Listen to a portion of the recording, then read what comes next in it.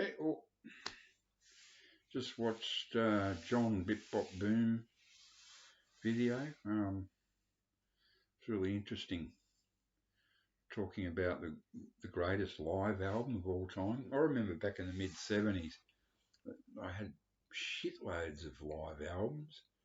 Um, David Live, David Bowie.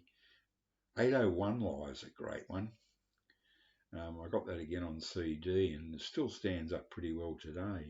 Members of you know um, Roxy Music and others in there. But yeah, there were just so many live albums came out. It was a real thing for a while, and then I just got so sick of it because I always thought, what is the point of getting, buying a live album if you weren't there? Like John was saying, if you don't have a memory of that live concert, what's the point of listening to it? Anyway, good points, John. If you see this, the triangle thing, I agree with that. At one stage there, the audiences, well, in Sydney, Australia, I can say, were far groovier than the bands. They'd be wearing their silly little outfits and stuff that they're gay. No, don't say words like their pillow bottom. No, no, don't. Their shirt lifting. No, don't say that. Their managers had got them for them. Good examples, Bon Scott with the Valentines. A bunch of slimy, bloody dope smoking, dressed up like in velvet suits. It was just pathetic. But how do I get onto that? Yeah, so the audiences were actually far more groovy than the bands. So I know what you mean, John. Whew. Um, yes, I tend to agree that Jerry Lee concert in Germany in '64. Yeah, I get it. I mean, when I was a kid in the '50s, I was scared of people like Elvis Presley and Chuck Berry and Jerry Lee Lewis and Little Richard. They were scary, And we had the horror of the Cold War and the fear of nuclear annihilation. And then on top of that, there were all these horrible, greasy, creepy rock and rollers. And the only one I could sort of, well, sorry, not the only one, but the ones I liked were the more um, sort of non-threatening, like Buddy Holly, believe it or not, Gene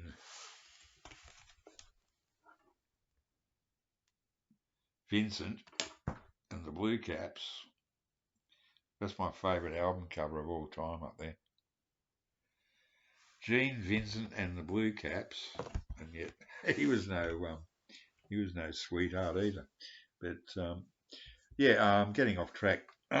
Yeah, Buddy Holly, and he was no angel. None of them were. It's just that some were non-threatening, and so even uh, Summertime Blues, Eddie Cochran, non-threatening to a kid of 7, 8, 9 years old. Anyway, enough of that bullshit.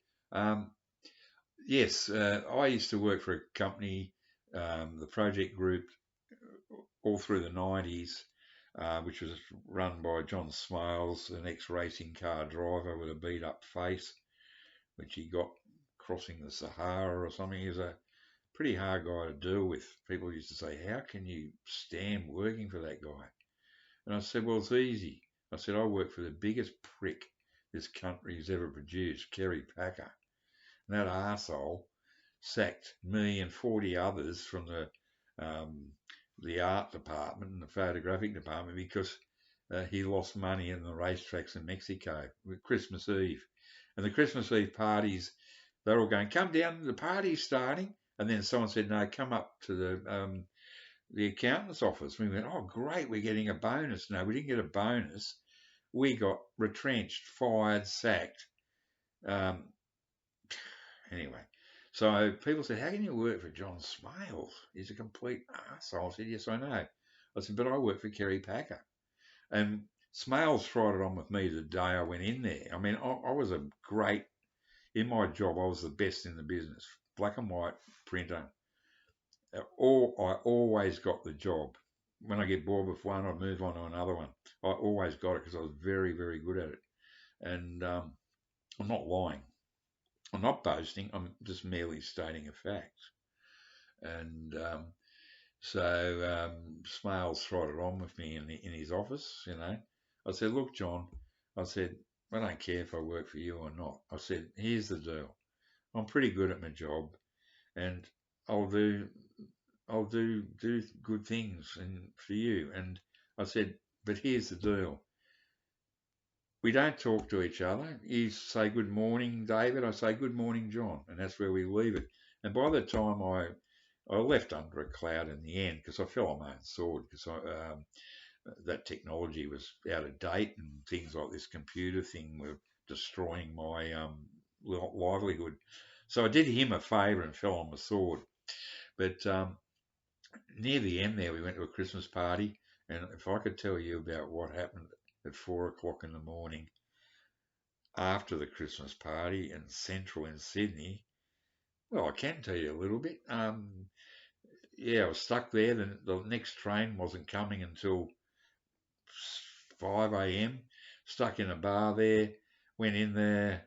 Um, these guys came in and started beating everyone up in the bar, picking up bar stools and just smashing people's heads in.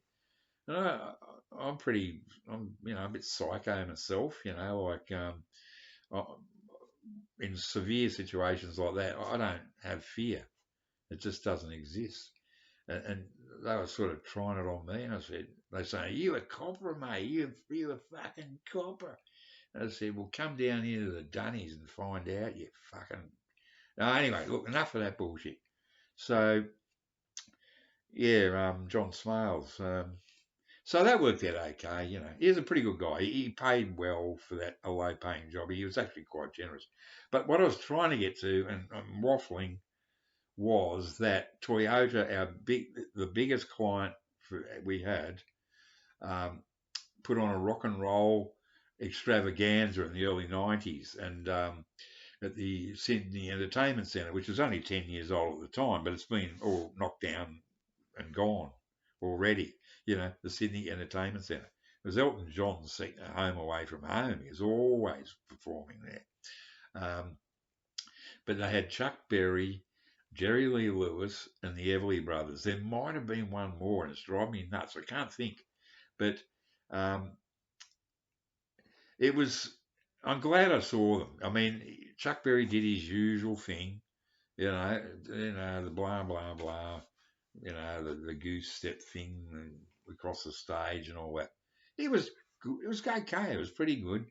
The Everly Brothers were massively disappointing because they were already way middle aged and they couldn't do that sort of cute young,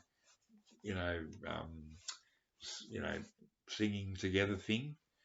So they tried going heavy metal or something. It was awful. Oh my god, it was so awful. They started up and I went, oh no. So I went out and had a cigarette break. But the highlight was Jerry Lee Lewis, hands down. Now, look, Chuck and Jerry Lee and many others, Elvis, I won't name names, but I just named them. They're all pedos. Elvis had a 14-year-old and then married her. Jerry Lee Lewis married his 13-year-old cousin or something. And Chuck Berry spent time in jail for transporting minors interstate, etc. They're all pedos, mate, all of them. And that's why I didn't like them, because I was molested by a pedophile in a barber shop, a hairdressing shop when I was a kid. My mum left me there on my own. And this guy, he didn't root me up the arse, thank Christ, but other horrible things happened. And he said, if you tell anyone, I'll kill you. And the thing is that he was like one of them greasy rocker guys like Elvis and that. So it sort of gives me, I can't really get off on that shit because of what happened to me and about they're all pedos, really fucking. But the thing is, Jerry Lee Lewis was fantastic. And that's all I have got to say because one of my stray cats wants to come in. Hey, remember the stray cats? They were pretty good. Anyway, don't worry, I'm not depressed. I'm not angry. I'm just stating the facts, man. Just give us the facts.